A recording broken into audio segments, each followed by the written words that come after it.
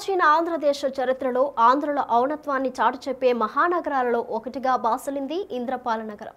మూసీ నదికి కిలోమీటర్ దూరంలో ఒక ఎత్తైన కొండపై కోటను నిర్మించుకుని సుభిక్షమైన ప్రజారంజకమైన పరిపాలనను అందించారు విష్ణుకుండినులు.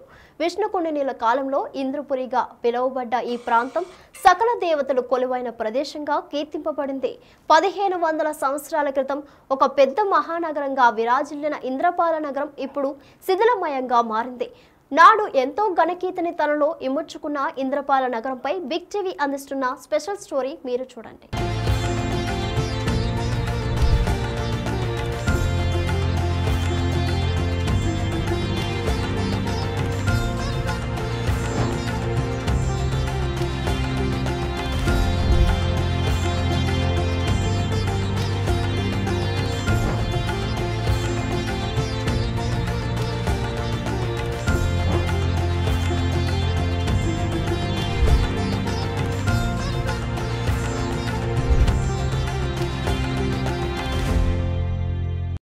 ఆంధ్రుల ఔన్నత్యాన్ని చాటి చెప్పే ప్రాచీన ఆంధ్ర మహానగరాల్లో ఒకటిగా విరాజిల్లుతుంది ఇంద్రపాల నగరం.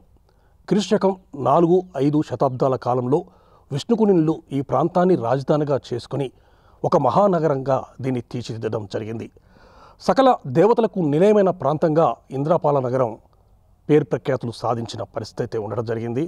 నాడు ఇంద్రపురిగా నేడు ఇంద్రపాల నగరంగా కీర్తింపబడుతున్న ఇంద్రపాల నగరంపై big TV special ground report ఇప్పుడు చూద్దాం. క్రీస్తు శకం 4-5 శతాబ్దాల కాలంలో విష్ణుకుండినులు ఇంద్రపాల నగరాన్ని రాజధానిగా చేసుకుని రాజ్యపాలన కొనసాగించారు.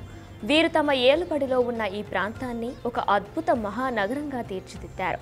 6 తామ్ర శాసనములు, ఒక శిల్ప శాసనం ద్వారా విష్ణుకుండినులు చరిత్రను, వారు చేపట్టిన నిర్మాణాలను గురించి తెలుసుకునే అవకాశం చరిత్రకారుకు లభించింది. విష్ణుకుండినులు దక్షిణ పదాపతి, త్రికూట మలయాధిన, శ్రీ పర్వతస్వామి అనే బిరుదులను కలిగి ఉండేవారని శాసనాల ద్వారా తెలుస్తుంది.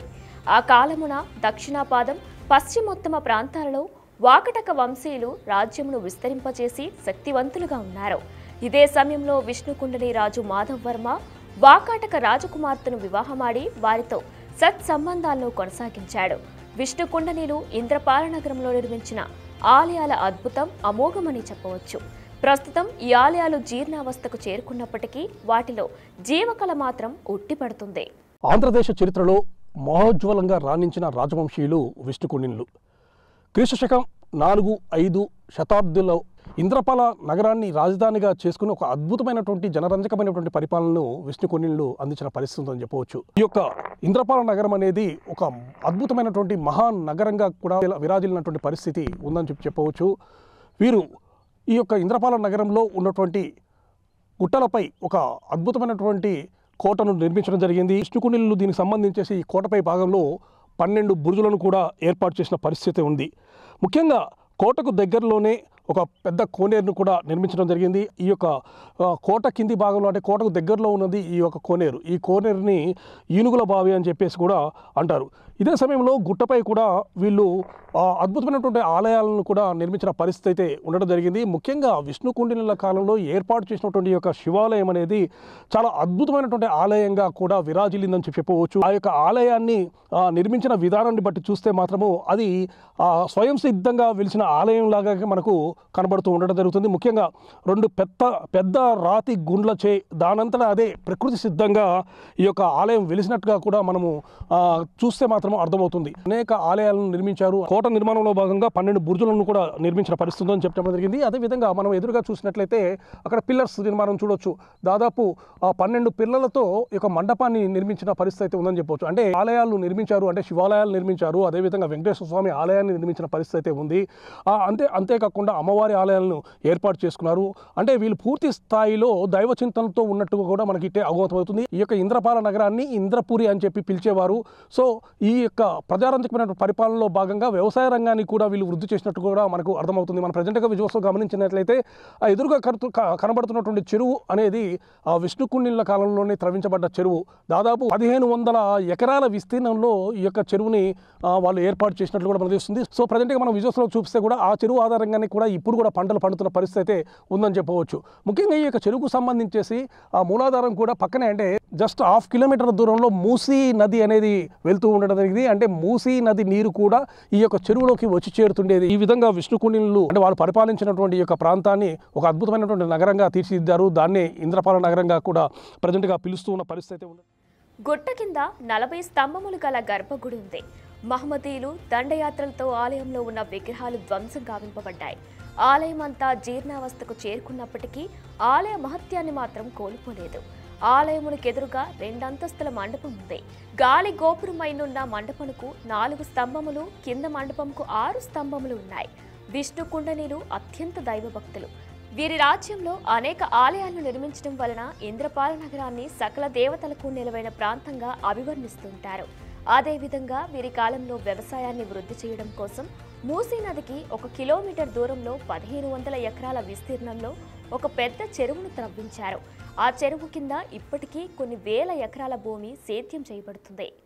ఈ యొక్క విష్ణుకుండుల పరిపాలనా కాలం గురించి ఇక్కడ లభ్యమైనటువంటి శిలాశాసనాలను బట్టి అనేక విషయాలు కూడా వెలుగులోకి వచ్చినటువంటి పరిస్థితి ఉందని చెప్పవచ్చు. ముఖ్యంగా ఇక్కడ 6 తామ్ర శాసనములు, అదేవిధంగా ఒక శిలాశాసనం అనేది బయటపడిన పరిస్థితి ఉందని చెప్పవచ్చు.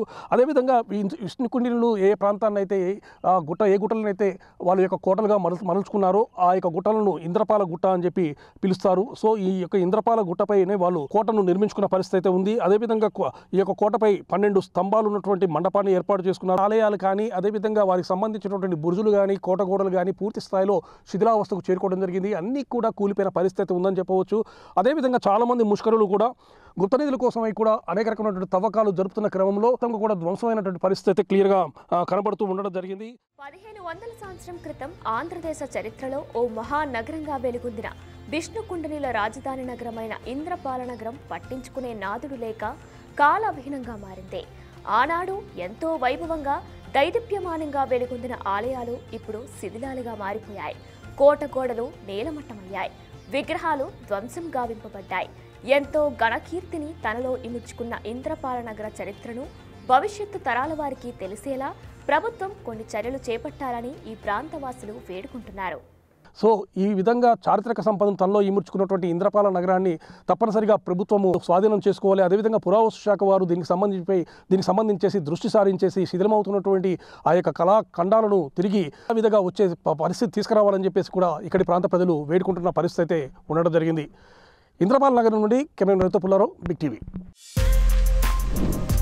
For more videos like this, subscribe Big TV channel.